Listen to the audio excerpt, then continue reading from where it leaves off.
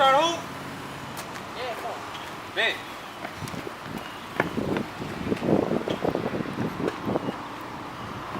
Yeah, man, you like my new car, man? What you think? I mean, yeah, it's nice and all, but it doesn't look too eco-friendly if you ask me. Eco-friendly? Yeah, like, you haven't heard about global warming? Nah, what does that got to do with my new car? Bruh, let's go pick up Jake. We'll spit you some facts about global warming. Alright.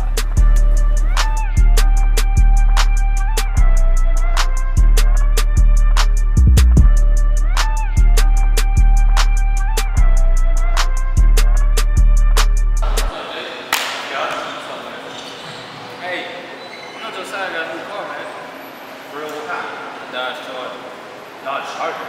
Yeah, Hasn't that ever heard global warming before? never heard of it. Alright, we gotta get talking about that. Talk about it. What's up, Jay? What's up, Josiah? What's up, man? Man, I heard you got a new car. Yeah, man, I got a Charger. Oh, for real? Yup. Dang. Have you ever heard of global warming? Nah, I haven't really thought about it for real. Man, I think you really need to start paying attention to that, especially now you got that Charger. Because, like, since 1880, the Earth's temperature has risen by 1.4 degrees, and that might not seem a lot to you, but, like, if it drops by 2 degrees, that makes the Earth into a mini ice age already. And if it drops down by 5 degrees, then that's enough to, like, bury a large part of North America under a towering mass of ice. And you really need to think about this, too, because global warming affects our health by the food that we eat, by the water that we drink, by the air that we breathe, and by the weather that we experience. And global warming has had record-setting temperatures, which in turn has caused severe droughts. On the other hand, it's melting our polar ice caps, consequently raising our sea levels and causing mass flooding. Man, it sounds like a big deal. So what can we do to stop global warming? One solution would be fuel-efficient vehicles.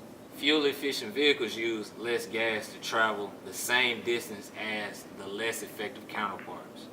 An example of that would be your 1987 Monte Carlos versus your modern-day Prius. Less gas means less emissions. Less emissions, slower global warming.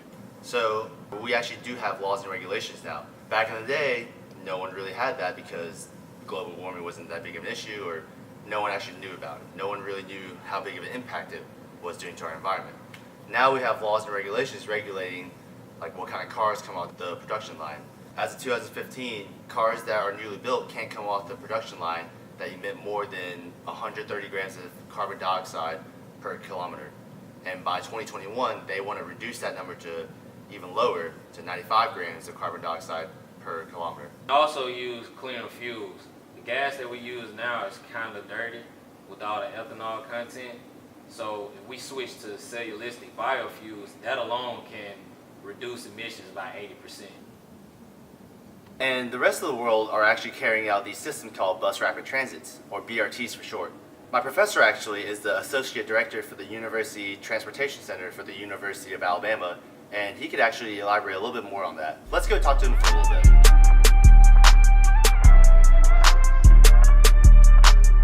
If we start using mass transport systems, we can reduce the carbon emissions from vehicles, and that way it'll be better for the environment and everything.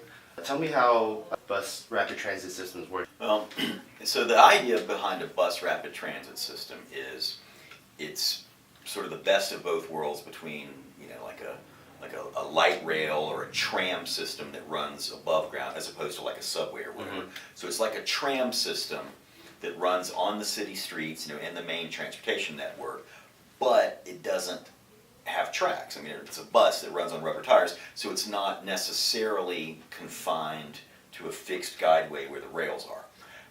The most successful ones do have a dedicated lane, sometimes a whole dedicated facility that's just for the BRT, the bus rapid transit vehicles. But they still add the flexibility where you can have the dedicated lanes and the dedicated facilities in the city center or in the most congested corridors, and then when you get to the outskirts, then the buses are a little more flexible and can operate on normal city streets if that's needed. So since it's a form of like mass transport system and it's not every person gets to go exactly where they're going, how are they progressing along society since it's less convenient than owning a car? Well, that's a good question, and the main challenge in making these BRT or any public transportation system successful is what's referred to as the first mile, last mile problem.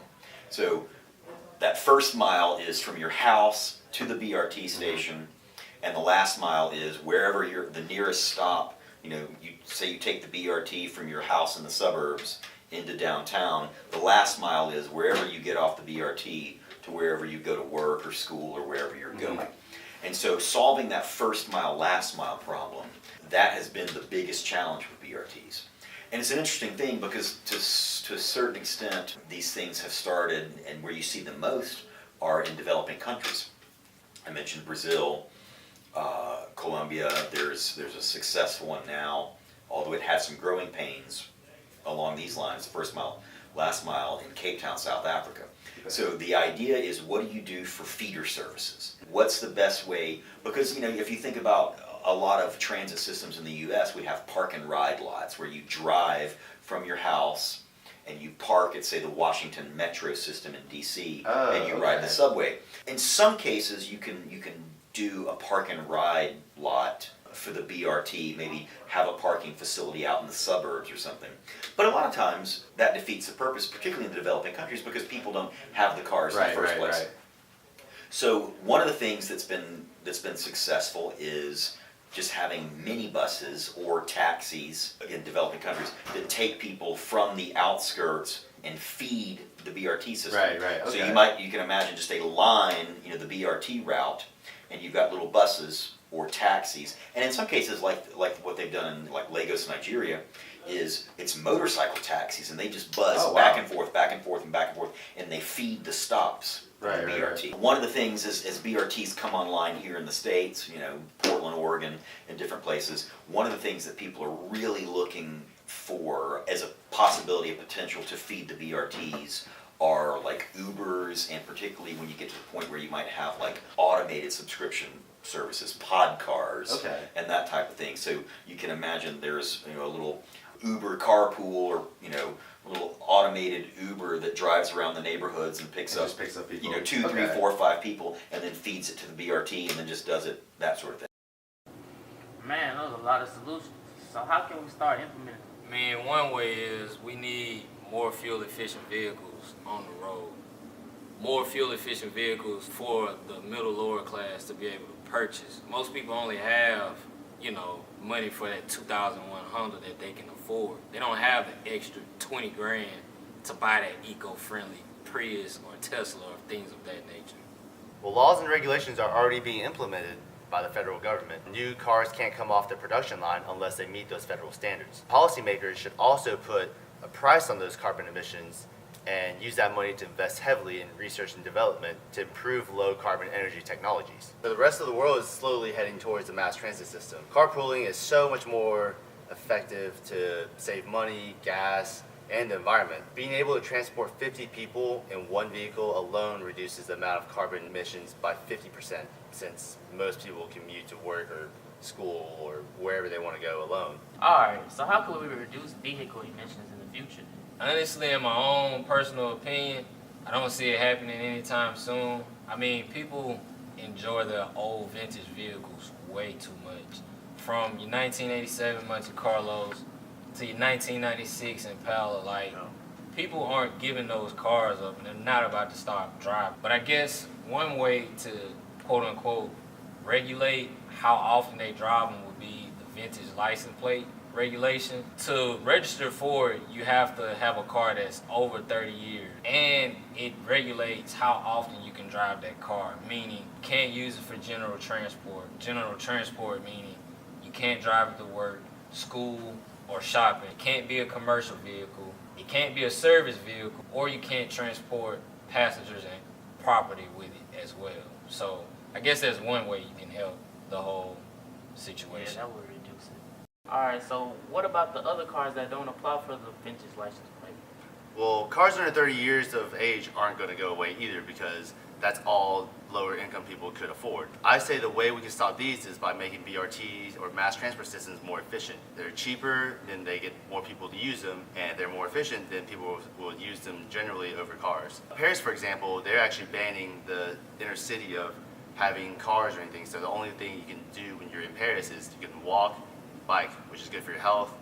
And the only way to get in the city would be using a mass transit system or BRT. In the US, we can't really do it everywhere because we have too much of a land and surface compared to people. It can't be regulated. Even if we start implementing these in big cities like New York or LA, I think the amount that we save there can generally save like the whole US from a decent amount of emissions. So, did you learn anything about global warming today, man?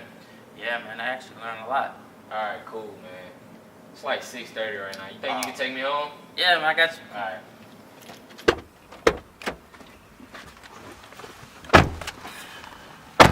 Man, I didn't think global warming was such a big deal. Yeah, man, that's pretty bad. Maybe I should trade my car in. Trade your car in. Yeah. So what kind of car? I don't know, man. Maybe I should get a Prius. Prius? A Prius. Yeah!